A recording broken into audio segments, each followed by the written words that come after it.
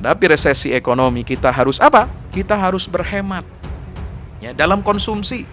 Jangan jor-joran, jangan mubazir, jangan beli yang tidak perlu, jangan beli yang keperluan sekunder, apalagi yang tersier, yang mewah-mewah. Jangan pamer kemewahan di tengah resesi. Ya, harus pandai-pandai kita berhemat. Ya, subhanallah. Karena itu Allah Subhanahu Wa Taala berfirman, "Wala tubadzir tabdzira innal mubadzirina kanu ikhwanas syayatin." Ya, wala tusrifu. Kulu washrabu wala tusrifu. Makan dan minumlah kalian dan jangan kalian berlebih-lebihan melampaui batas.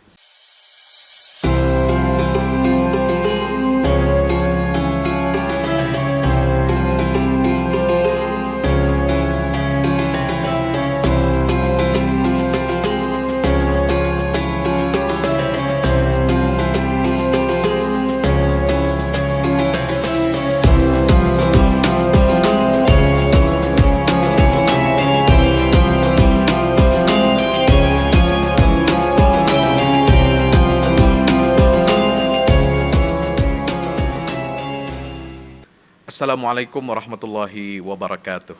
Alhamdulillah, salatu wassalamu ala rasulillah wa ba'd. Masih bersama saya dalam program UFS Menjawab.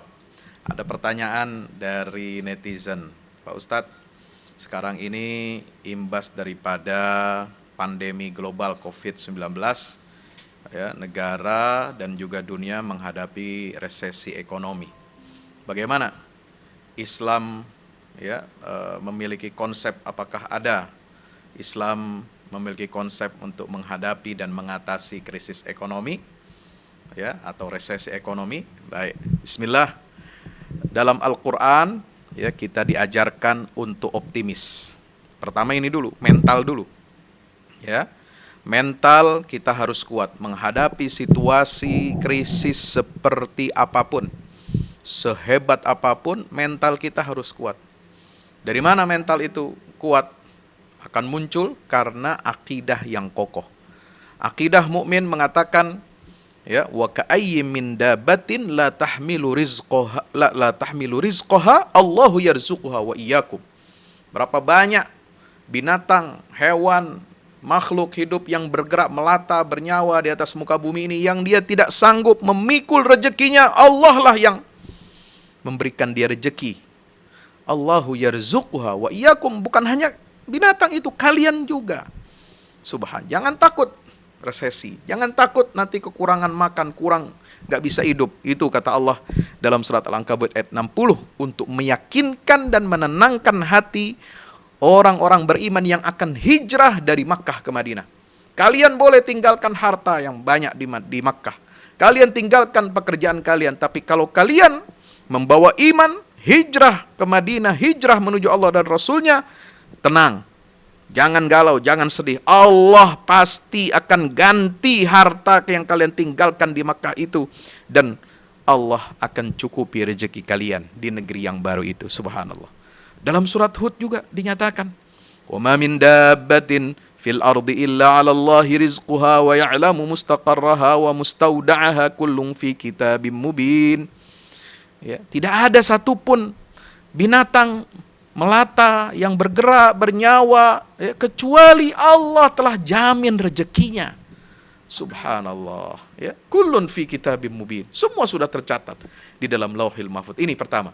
Menghadapi resesi ekonomi kita harus memiliki mental yang kuat, bersumber dari keimanan dan akidah yang kokoh bahwa Ar-Razzaq yang Maha memberi rizki kita adalah Allah. Yang memberi rizki kita bukan perusahaan. Yang memberi rizki kita bukan negara. Yang memberi rizki kita bukan pengusaha atau konglomerat. Tapi yang memberikan kita rizki, siapa? Allah Jalla Jalaluhu Subhanahu wa ta'ala. Ini pertama, sikap mental yang harus kita kuatkan. Yang kedua, bagaimana konsep Islam yang praktis menghadapi krisis atau resesi ekonomi ini? Ya, sahabat yang dirahmati Allah Subhanahu wa ta'ala. Yang pertama adalah ya, bagaimana kita harus memprioritaskan diri untuk apa?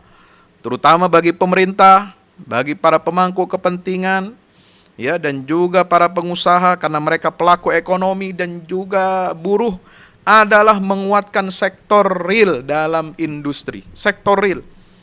yang mempekerjakan banyak orang. Ya, yang mempekerjakan banyak orang. Sektor real ini harus ditumbuhkan. UMKM harus digerakkan. Ya, karena kita harus tetap berusaha. Yakin rezeki dari Allah, betul, tapi kita tetap berusaha. Ya, kata Nabi SAW, pekerjaan terbaik adalah seorang itu makan dari kerja tangannya sendiri. Dan Nabiullah Daud alaihissalam, dia makan dari hasil pekerjaan tangannya. Meskipun dia kaya raya dan dia adalah raja yang besar, subhanallah. Jadi sektor real harus dihidupkan, UMKM harus digerakkan. Ya, putar otak, ya, kita berdayakan digitalisasi UMKM. Insya Allah bergerak, ya, insya Allah.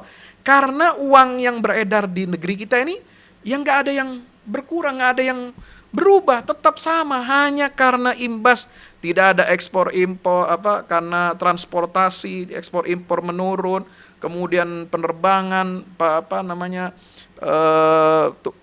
kebutuhan keperluan dunia ini, ya, untuk barang-barang yang tidak terlalu penting, manufaktur itu berkurang, maka ya itu tidak terjadi pertumbuhan ekonomi, bahkan minus. Tetapi uang yang beredar di negara itu tetap ada, cuma orang menahan diri. Nah, ini yang kedua, menghadapi resesi ekonomi kita harus apa? Kita harus berhemat, ya, dalam konsumsi.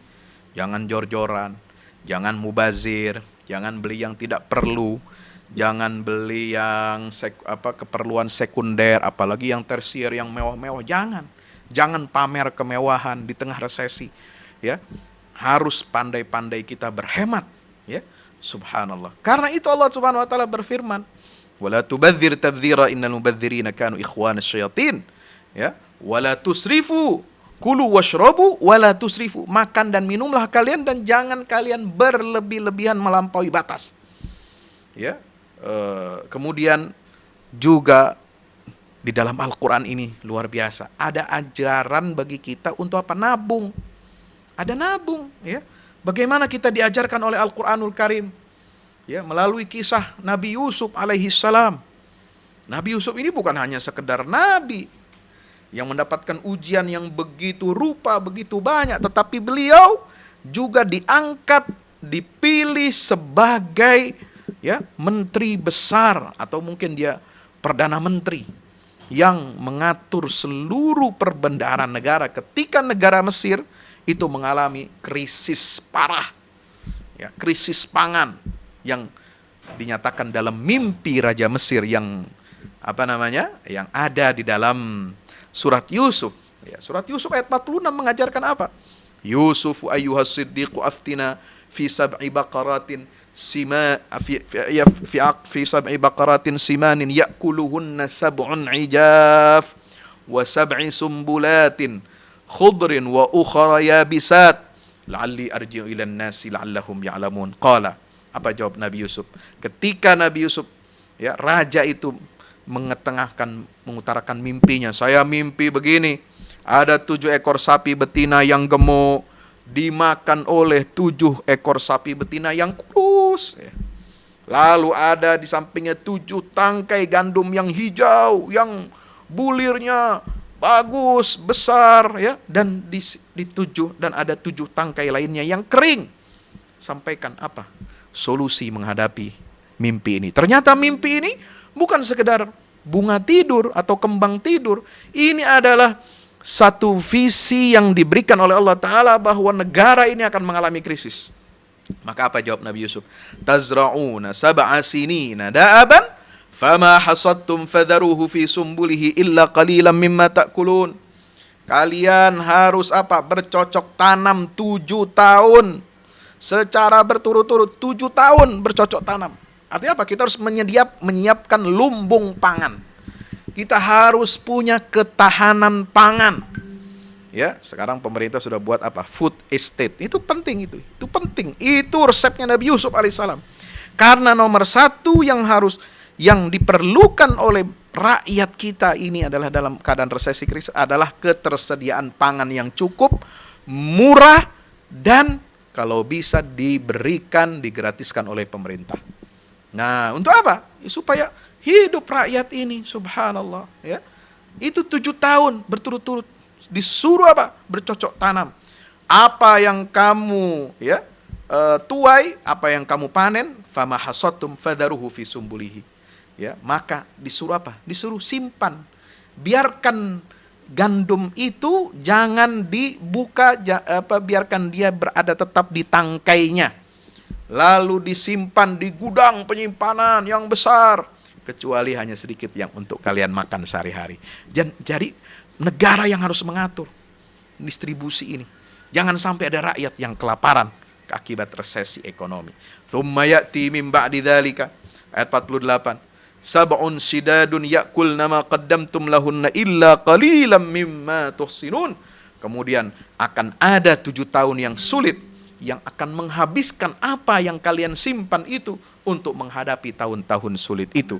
Subhanallah. Kecuali sedikit apa bibit gandum yang kamu simpan. Jadi ini resep yang ketiga, solusi dari Islam. Ya, tsumma ya'ti min ba'di dzalika amun fihi yughathun nasu wa fihi ya'sirun. Artinya apa?